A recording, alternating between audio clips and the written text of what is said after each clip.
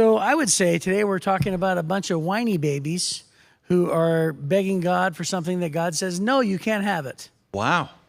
Well, I think you're right. We're reading in 1 Samuel chapter 8, and it's all about being careful about what you ask for. You just might get it. Yeah. So that's what we're talking about today on this episode of HC Daily.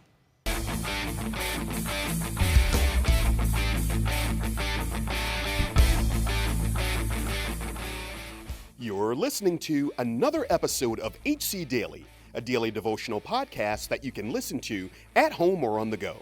We believe that you can grow as much as you want to grow spiritually, and this podcast can be a part of your daily growth plan. So, whether you're watching on YouTube, listening on Spotify or your favorite podcast app, we're glad you're here. Now, let's join our hosts, Jeff Forrester and Chris Zarbaugh, in the studio.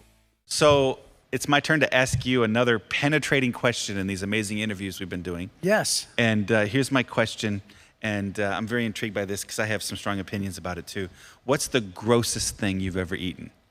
Well, I have an answer immediately. Yeah? Yeah, completely. Do you remember the old show Fear Factor with Joe Rogan? Yeah. Well, back then, it was sort of a thing that you used to eat gross things. Sure. So I was on an episode of Fear Factor with our church, and I was dared to eat a bull testicle. Oh, my goodness.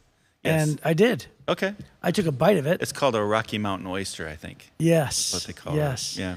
And I took a bite of it, and it was absolutely the worst. It was 20 years ago, and I could still remember the lady on Titanic. She said, "It's been 78 years, and I could still smell the fresh paint." That's yeah, right. that only it's worse for me. It's worse for you. It's worse. Okay. Well, there you go. See, another one of those really important questions that everybody's been asking themselves about Chris Zarbaugh. Well, and now we know. I also had 1,000 kids going, "Go, go, Yeah. go, go," Yeah. which is probably the reason why I did it. Did you host? You hosted a Fear Factor event for teenagers? Is that what it was? I was sort of behind the scenes. There Okay. was an actual host who called me up on the spot. Oh, wow. Yeah. I used to host those. We did a couple of them when I was youth pastor. We'd have hundreds and hundreds of teenagers show up. Oh, yeah, for sure. And we would do those. We did some pretty horrible things to those kids. Right.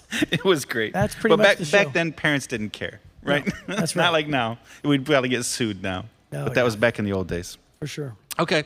Well, very interesting. Thank you for sharing. And you're welcome, Jeff. I'm sure there's going to be several people going to have nightmares tonight about you. Yes. And okay.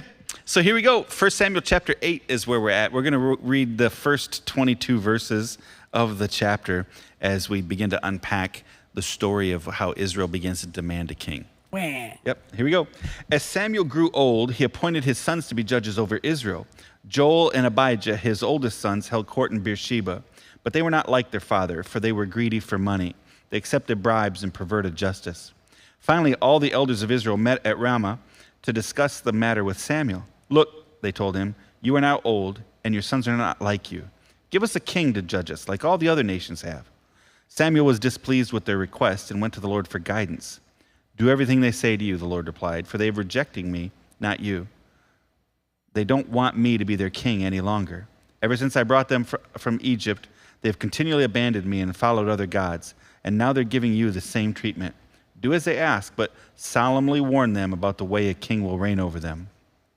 So Samuel passed on the Lord's warning to the people who were asking him for a king. "This is how a king will reign over you," Samuel said. "The king will draft your sons and assign them to his chariots and his charioteers, making them run before his chariots. Some will be generals and captains in his army. Some will be forced to plow in his fields and harvest his crops. And some will make his weapons and chariot equipment. And the king will take your daughters from you and force them to cook and to bake and to make perfumes for him. He will take away the best of your fields and vineyards and olive groves and give them to his own officials. He'll take 1/10 of your grain and your grape harvest and distribute among his officers and attendants. He'll take your male and female slaves and demand the finest of your cattle and donkeys for his own use. He'll demand 1/10 of your flocks, and you'll be his slaves. And when that day comes, you'll beg for relief from this king you are demanding, but then the Lord will not help you." But the people refused to listen to Samuel's warning. "Even so, we still want a king," they said. "We want to be like the nations around us. Our king will judge us and lead us into battle." So Samuel repeated to the Lord what the people had said, and the Lord replied, "Do as they say, and give them a king." And then Samuel agreed and sent the people home. Yeah.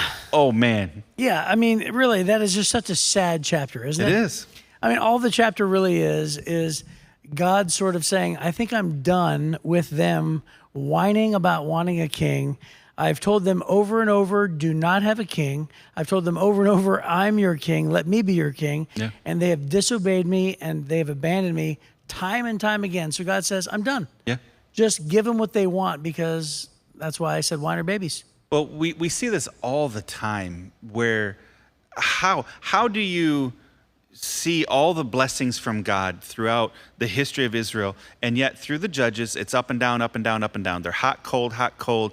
God does amazing miracles for them, and then they totally go, forget God. We're going to go back to worshiping our other idols. And then finally at this point, they decide they want a king. Now, we can't overlook the fact that Samuel's sons did not honor the Lord.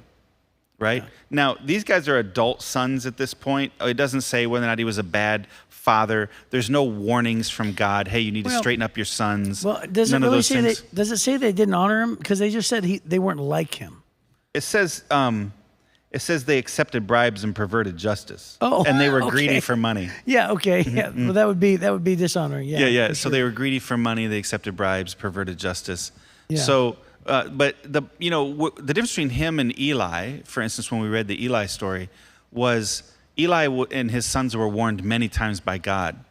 And so this may have been like a current behavior in that moment where these sons were tempted and gave in to this temptation, as opposed to it being a lifestyle of it.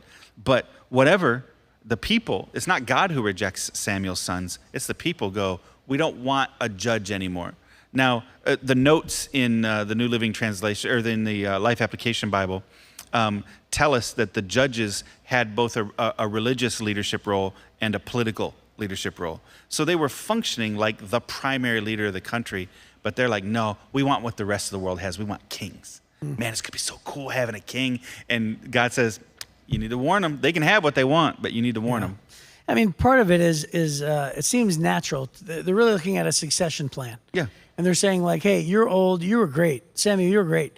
But there's nobody like you. You don't have anybody in the wings. And so therefore, let's have a king. I think that, probably all of us have been a part of, organizations that have really, really bad succession plans that have messed it up. Sure. So part of that seems natural and normal to say we want a succession plan, except for the fact that God said, don't demand a king, I'm your king. Right. So there's a part of me that thinks that it's practical reasoning, but at the same time, practical reasoning and your judgment doesn't outweigh God's words. Right. So I think there's a lot of times where we think we know better. Like we have the wisdom, we have the experience. This seems practical. This seems, I saw how that organization runs. I saw how that kingdom runs. We want to be like these kingdoms. It seems natural to say everything that they said, except for the fact that God knows better than you know. Yeah, I think we do that in our own culture today, where we look around at what the customary behavior in our culture is, and we say, that's what we want. Whether it's marriage, young people want to, they're not married yet, want to move in together, because that's what everybody does in this age. I know the Bible says not to sleep, with somebody before we're married or whatever, but, everybody does it. That's old-fashioned. It's kind of the circumstance that they have here. This whole judge thing is old-fashioned. We want this modern king thing that everybody else has got. Mm-hmm. We want to be like them. We don't want to be different. We want to be better. And so the notes here, by the way, in the Life Application Bible, it says for verses 5 and 6, it says, the people clamored for a king, thinking that a new system of government would bring them what they wanted, particularly military victory. So many people trust in government, thinking if we just have a better government, it's going to make all our wildest dreams come true. Good luck on that. Yeah. Didn't happen in the Bible, ain't going to happen now. But it says, but because their basic problem was disobedience to God, their other problems would only continue under the new administration. What they needed was a unified faith, not a uniform rule. Isn't that a great statement? It is. Right? It was a sin issue that caused all their problems. It wasn't a ruler issue. It was a sin issue. They just would address that. So anyways, those things are the things that stand out in the passage from me. By the way, that reminds me of one of my favorite quotes from Ronald Reagan back in the 80s. He said, the scariest 9 words in all of history, we're from the government and we're here to help. Yeah, exactly. It's such a funny phrase, and it's true. All I want to do is fix the roads and keep the bad guys out of our country. Right. Those are the 2 things. Right. They can't even do those 2 things. So, Right. Anyways, Here's the two big questions that we always ask, right? So that first one is always like a summary, what stands out or jumps out on the page. But then the two big questions are, what does this passage teach us about God, and what does it teach us about people? So what does this passage teach you about God? Well, I mean, the nature of God that we're seeing here is we're seeing a God who says, "Hey, I've been faithful, I've been trying, and we're gonna allow these people to make their own mistakes, so that they learn another way.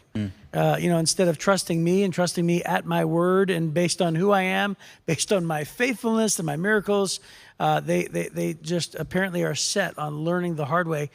And I think that does give us a little bit of insight today.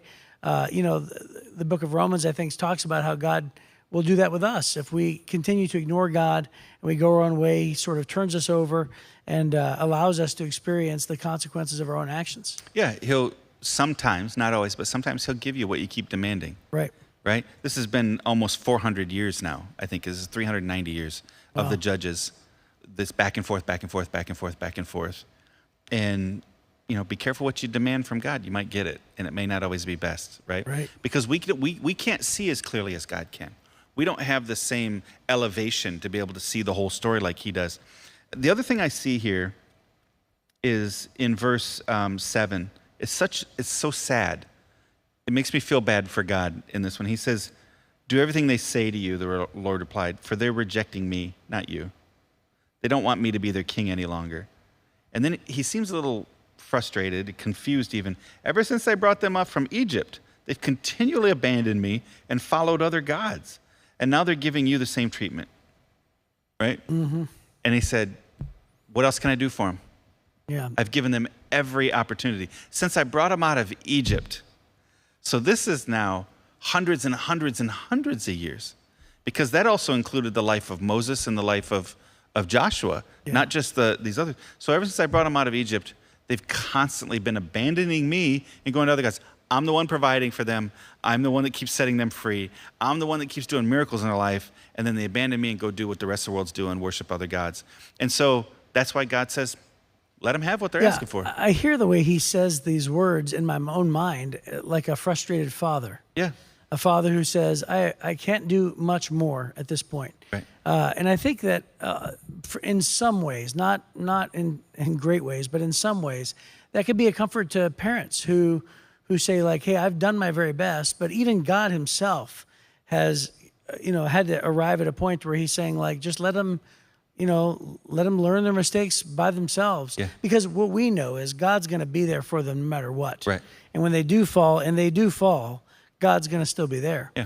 And there are parents who actually get so frustrated and so disheartened and just come to the end of themselves and say, "I don't know what else to do other than just to say, you have to move out, and I don't know where you're going to go." Right.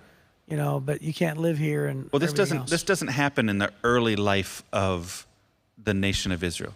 No. Right? This isn't a baby nation under Moses and under Joshua. It's not a toddler or, even a childlike nation under the early judges or a adolescent nation under Samson. This is a full-grown nation, hundreds of years old. Mm-hmm. And God's patience is incredible for all those years. But then finally he's like, "Hey, you're full grown. You can do whatever you want to do. I can't make you do the right thing. All I can do is show you the good things. Right. But if you don't want it and you're going to insist on a king and you're going to reject me, then Samuel, give him a king. And he'll let him do. This goes back to that same phrase. You're free to make your choices, but you're not free to choose the consequences. God even warned them of the consequences. He says, solemnly warn them about the way a king will rule over him. He said, it's going to be taxes, it's going to be oppression, the king's going to abuse you, and you're going to beg me to be delivered from your kings, Yeah. and I'm not going to at that point. And then they say, "Even so, Yes. comma, Yes. we still want a king." The people refused to listen to Samuel's warning. Verse 19, the people refused to listen to Samuel's warning. Even so, we still want a king. After God says, you will beg for relief from this king that now you're demanding, but then the Lord will not help you. Mm-hmm. And they go, even so, we know it's best. Mm-hmm. How often do we make such dumb decisions in our own life that way, right? Mm-hmm. So it's really powerful. So that's what we would have learned about God. I think we also learned a lot about people right there. Yes, that even did. when we're warned, we're like, yeah, even so. I still want it. Right. It's so dumb. I want what I want. Wham. Hey, you can't afford to go in debt for that furniture and that new car and that new house and all of those other things. You can't afford it. Nevertheless, I want to do it. It's Yeah. going to ruin your life. Nevertheless, Yeah. right? Hey, that guy's not a good guy for you. Nevertheless, that's what I want. That girl is going to ruin your life. Nevertheless, that's what I want. We make so many dumb decisions. But then, like we read in the previous passage, the people were frustrated that God had abandoned them. But this is their attitude. Even so, I want what I want. Right. And then we're frustrated that God didn't make all our wildest dreams come true. We were warned, but we still make demands. So that's powerful. So because God's word is true, it's important that we not just read the facts, but how do we apply it? So among those questions, right? And I always like to remind ourselves of questions. Is there an example to follow, a sin to avoid, a command to obey? Is there a promise to claim, or is there some challenge I should step up to? Which one of those kind of jump off the page to you? Well, the example to follow, again, in this passage is Samuel. And, of course, God modeling the truth, modeling wisdom, everything else. I would just say follow wisdom. Follow God's word. There's the example. The example not taken, I guess you could say, right? And then, is there a sin for me to avoid? Yeah, we just covered it. You know, the even so, my selfishness, my wants, my knowledge of thinking I know better. Yeah. Yeah. Yeah. What else I agree. do you think? Well, I think those are there. The challenge for us would be to always trust that God's way is the best way, even when it doesn't look like the same as the way the rest of the world's living. Right? We're going to stand out. We're going to be different. But it's going to be so much better for us than to demand that God give us what we want, and so we can look like the rest of the world.